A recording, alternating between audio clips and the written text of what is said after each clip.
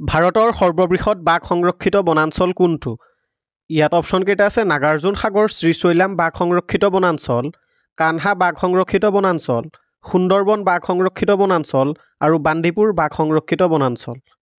ইয়াৰ উত্তৰটো হ'ব option A Nagarjuna সাগৰ শ্ৰীশৈলাম বাঘ সংৰক্ষিত বনাঞ্চল।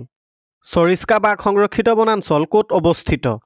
ইয়াত অপশ্যন কেইটা আছে ৰাজস্থান, বিহাৰ, মধ্যপ্ৰদেশ আৰু ছিক্কিম। ইয়াৰ উত্তৰটো হ'ব অপশ্যন এ ৰাজস্থান। কোনাৰ্ক বালুখণ্ড বন্যপ্ৰাণী অভয়াৰণ্য কোনখন ৰাজ্যত অৱস্থিত? ইয়াত অপশ্যন কেইটা আছে উৰিষ্যা, পশ্চিমবংগ, অসম আৰু ছিক্কিম। ইয়াৰ উত্তৰটো হ'ব অপশ্যন এ উৰিষ্যা। সাতকোছিয়া বাঘ সংৰক্ষিত বনাঞ্চল কোনখন ৰাজ্যত অৱস্থিত? ইয়াত অপশ্যন কেইটা আছে অসম, মেঘালয়, বিহাৰ আৰু উৰিষ্যা।